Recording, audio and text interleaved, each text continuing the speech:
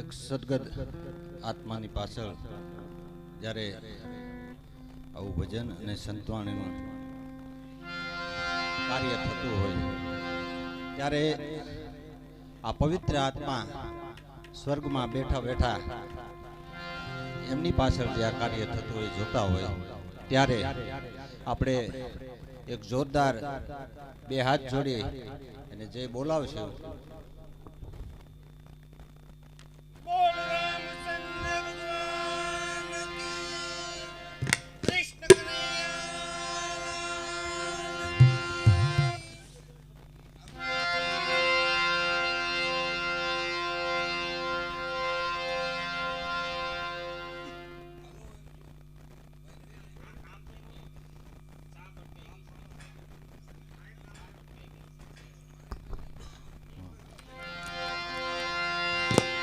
बोल रामचंद्र भगवान की कृष्ण कन्हैया लाल की अपने अपने गुरु महाराज की चामुंडा मात की बहुसर मात की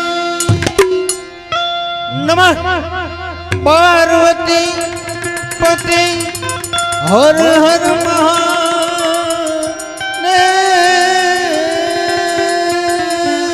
हर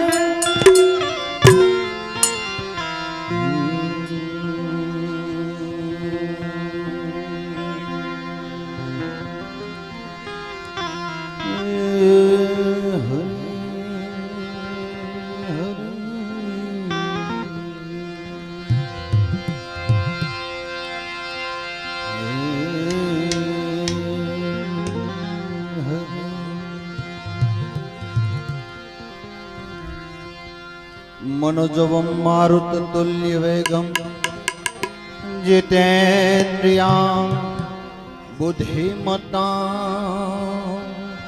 वरिष्ठां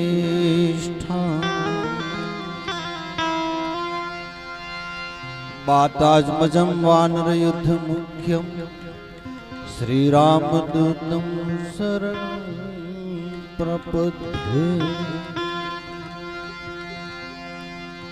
गुरु ब्रह्मा गुरु विष्णु गुरुर्देवो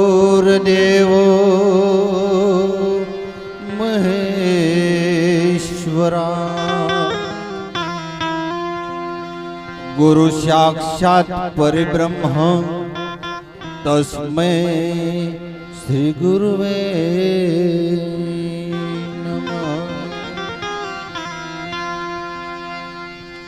माड़ी चिंता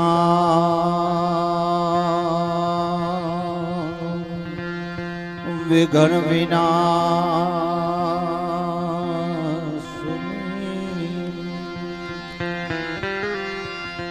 अन मातु कमला सने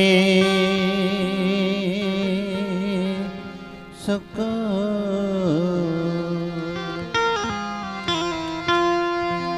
पणवेश हती मातु हंस वाहिनी अने माता तू हमें दे हुस्न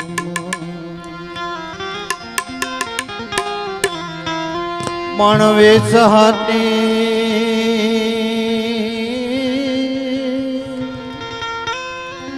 विषहती मातु हंस वाहिनी अने माता तू हमें दे हुस्न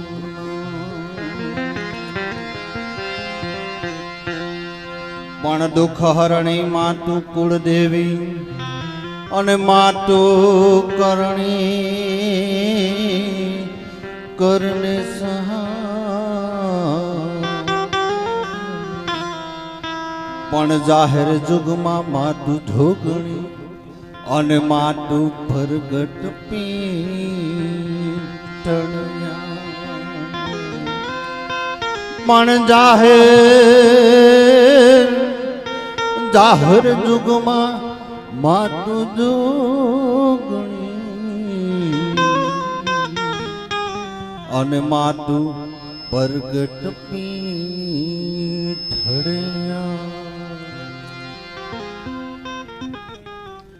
સ્વર્ગસ્થ ચંપામાની પાછળ જ્યારે ભજન સંતવાણી અને સત્સંગ થતો હોય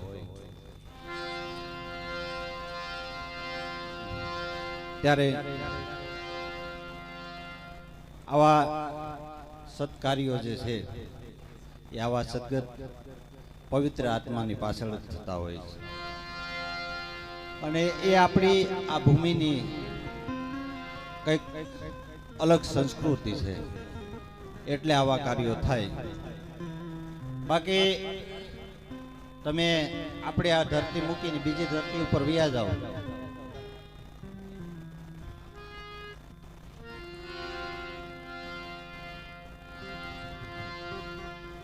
જ્યારે આ ભજન સંતવાણી અને સત્સંગ આ પવિત્ર આત્માની પાછળ શા માટે કરવામાં આવે છે? જ્યારે કોઈ પવિત્ર આત્મા આપણી વચ્ચેથી વિદાય લે, સ્વર્ગે સિધાવે, ત્યારે એ પવિત્ર આત્મા 12 દિવસ સુધી એમ કહેવાય કે આપણી આસપાસ ભટકતો હોય. એ આપણી આસપાસ જ હોય છે, કારણ કે એને આપણા પરિવાર પ્રત્યે, આપણા પ્રત્યે જે પ્રેમ ભાવ હોય, જે પ્રીતિ હોય, જે સ્નેહ હોય, તેને લઈ આ આત્મા આપણાથી દૂર જતો નથી. અને આવા સમયે જો આપણે રોકકળ કરીએ, એના પાછળ દુઃખ વ્યક્ત કરીએ, તો એ આત્મા કાયમ માટે અહીંયા વાસ કરે અને એને મુક્તિ મળતી નથી. એટલે 12 દિવસ સુધી આવા પવિત્ર આત્માની પાછળ સત્સંગ, સંતવાણી, ભજન જેવા કાર્ય થતા હોય. કોઈ રોકકળ કરીએ તો આ પવિત્ર આત્માને સદગતિ મળતી નથી. અને આ જે કાર્યો છે, ભજન છે, સંતવાણી છે, આજે છે એ આપણી પવિત્ર ભૂમિ ઉપર થાય છે. તમને બધાને સપોર્ટ કરી દઉં કે હું કોઈ કલાકાર નથી, મારો એવો કોઈ આકાર નથી, અને ભગવાનની દયાથી ભરતભાઈ બેકાર નથી. આ એક સ્નેહના તાતને એમ કહેવાય.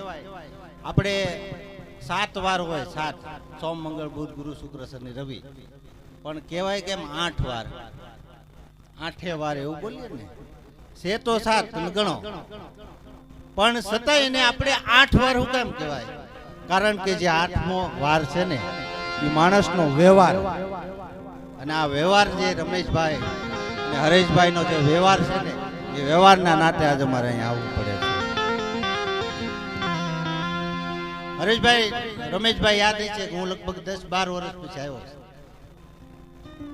પણ જ્યારે મને ખબર પડી કે ચંપામાં આપણી વચ્ચે નથી રહ્યા, અને મેં મનસુખભાઈ સોલંકીને વાત કરી કે આપણે બેસણામ જવું છે. મને કે બેસણામ નથી જવું, સંતવાણી છે, તમે આવો તો 2 વાણી બોલાય, 2 શબ્દો એમની પાછળ શ્રદ્ધાની બોલાય. એટલે અમે આજ આવવાનું નક્કી કર્યું. ત્યારે આવા જ્યારે આ પવિત્ર આત્માની પાછળ આવા સત્કાર્યો, આવા કાર્ય થતા હોય, સંતવાણી થતી હોય, ત્યારે આપણા કવિઓ લખે, કારણ કે આ ધરતીની કાંઈક તાકાત જુદી છે. આ કાર્યો આપણા ઉપર, તમે આ ગુજરાતની ભૂમિને મૂકીને વયા, ગુજરાતની વાત જવા દો, ભાવનગરની ધરતી મૂકી દો, ભાવનગરની ધરતી મૂકી અને તમે અમદાવાદ બાજુ વયા જાઓ, એટલે આપણે જે અહીંયા માયા, જે સ્નેહ પ્રેમ છે, એવો માયા સ્નેહ પ્રેમ ત્યાં નથી હો.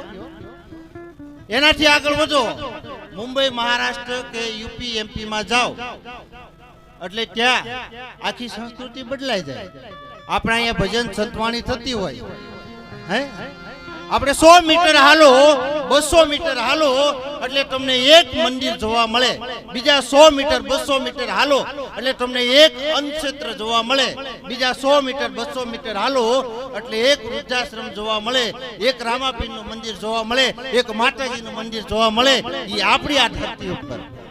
વિદેશની ધરતીમાં જાઓ એટલે 100 મીટર જાઓ એટલે એક દારૂની દુકાન જોવા મળે, બીજા 200 મીટર જાઓ એટલે એક બિયરની દુકાન જોવા મળે. ઈ સંસ્કૃતિ, આપણી સંસ્કૃતિ અલગ છે, સંસ્કૃતિ છે. એટલે આપણા કવિઓ લખે છે કે અલગતા શીર્ષે આજ રાની, કે જ્યાં મહાભારત વાવો અને ગીતા નીકળે. અલગતા શીર્ષે આજ રાની, કે જ્યાં મહાભારત વાવો અને ગીતા નીકળે. શોધો જ્યાં શબ્દ આખી સહિતા નીકળે, અને ખોદો જ્યાં કો આખી સરિતા નીકળે. અને હજી પણ ઝળકે છે ક્યાંક ક્યાંક લક્ષ્મણની રેખા, હજી પણ ઝળકે છે ક્યાંક ક્યાંક લક્ષ્મણની રેખા, જ્યાંથી આજે પણ રાવણ બીતા બીતા નીકળે. અને કવિ વધુ લખે છે કે રણ છોડ ને પણ અહીં છોડવું પડે, રણ છોડને પણ અહીં છોડવું પડે, કારણ કે આ ધરતીમાંથી ભીષ્મ પિતા નીકળે. અને આ ધરતીમાં જનક જેવા આવી જો હળ હાકે તો આ ધરતીમાંથી માં સીતા નીકળે. ઈ આ ધરતીની તાકાત છે. અને આ ધરતી ઉપર આવા સંતવાણી ભજનના કાર્યો થતા હોય, પણ આજની દુનિયા આખી ફરી ગઈ છે.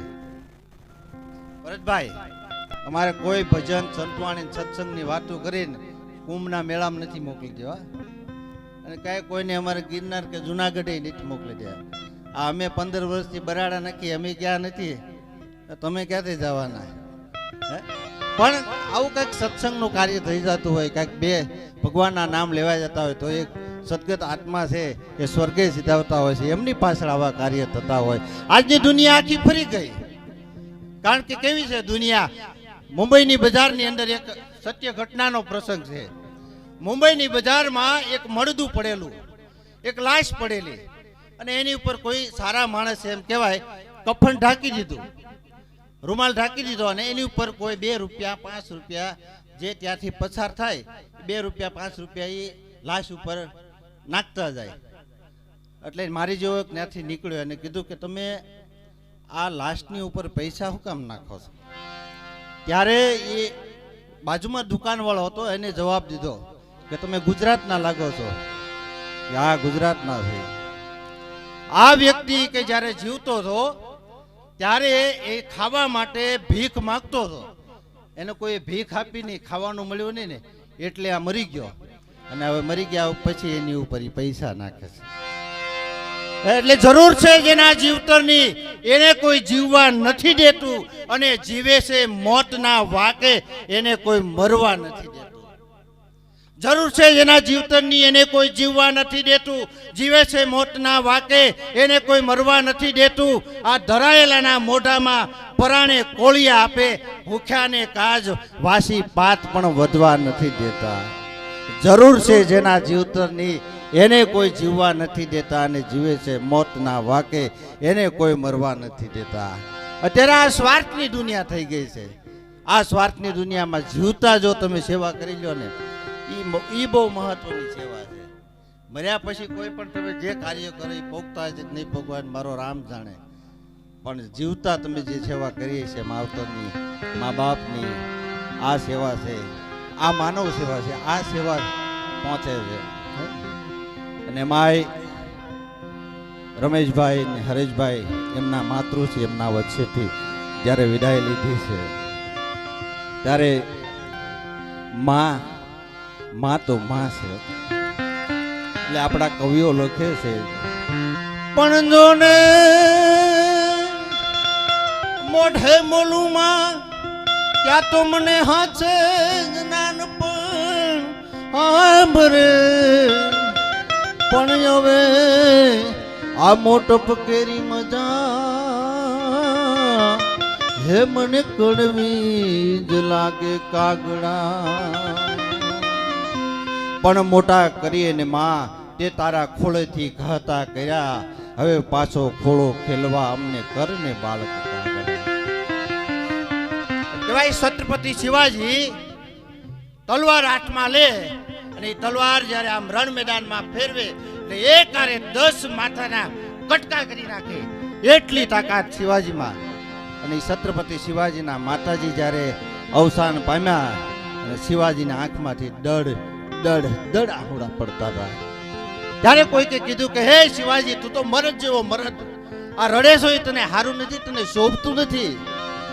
ત્યારે શિવાજીએ કીધું કે ભાઈ, મને છત્રપતિ શિવાજી કહેવા વાળા તો ઘણા હશે, મને શિવાજી મહારાજ કહેવા વાળા ઘણા હશે, પણ મને આજ શિવો કહેવા વાળો કોઈ નથી. મને શિવો કહેવા વાળો રહી ગઈ છે. આ માં છે. એક નાનકડા ગામડાની અંદર એક બાળક, એની સગી માં જનેતા, જન્મ દેનારી જનેતા ગુજરી ગઈ, અને એમ કહેવાય એના બાપે બીજું ઘર કર્યું અને એ પારકીમાં આવી, સાવકીમાં આવી. એ છોકરાને રાખે ન રાખે, એ બજારની અંદર એ બાળક રમતું હતું ને ત્યારે કોઈ એને કીધું કે તારી જન્મ દેનારી જે સગી માં હતી, આ સગી માં અને તને જે અત્યારે પાલક માતા છે, તારી પારકી માં છે, આ બંનેની વચ્ચે ફરક શું? ત્યારે એ બાળકે કીધું કે મારી જન્મ દેનારી જે માં હતી ને એ ખોટા બોલી હતી. મારી જન્મ દેનારી માં ખોટા બોલી હતી અને આ જે મારી સાવકી માં આવી ને એ હાચા બોલી છે. હે, તું ગાંડો નથી થઈ ગયો ને? તારી જન્મ દેનારી માને તું ખોટા બોલી કહેશો? હા, મારી જન્મ દેનારી માં ખોટા બોલી હતી. કારણ હું તોફાન કરતો હોય, બજારમાં રખડતો હોઉં, ક્યાંય તોફાન કરીને આવ્યો હોય તો મારી માં જન્મ દેનારી એમ કહેતી કે આજ તને ખાવાનું નથી દેવાનું. અને બપોરના 12ના ટકોરા થાય ને એટલે મારી જન્મ દેનારી માં મને ગોતતી ગોતતી આવે, મારો લાલ્યો ક્યાં ગયો, મારો દીકરો ક્યાં ગયો. એ હવારે એમ કે તને ખાવાનું નથી દેવાનું અને બપોરે મને ખોળામાં બેહારીને જમાડતી, એટલે એ ખોટા બોલી હતી. અને આજ મારી જે આ સાવકીમાં આવી છે ને એમ કે તને બપોરે જમવા નથી દેવાનું, એટલે 3 દી સુધી મને જમવા નથી દેતી. એ હાચા બોલી. આ માનું પાત્ર છે ને આવા માની પાછળ આવા સંતવાણીના ભજનના જે કાર્ય થતા હોય, આ રમેશભાઈ, હરેશભાઈ અને એમના પરિવારના કંઈક પુણ્ય હશે, એમના મા બાપના કંઈક સંસ્કાર હશે, ત્યારે આવા કાર્ય થતા હોય. અને વિશેષ તો સમય ભજનનો છે, સાહિત્યનો નથી, છતાં પણ બધાનો આગ્રહ હતો એટલે 2 મિનિટ મેં આપના વચ્ચે લીધી. હું મારા શબ્દોને વિરામ આપું છું. આપ સૌ કોઈ શાંતિથી સાંભળ્યો એ બદલ ધન્યવાદ. જય માતાજી.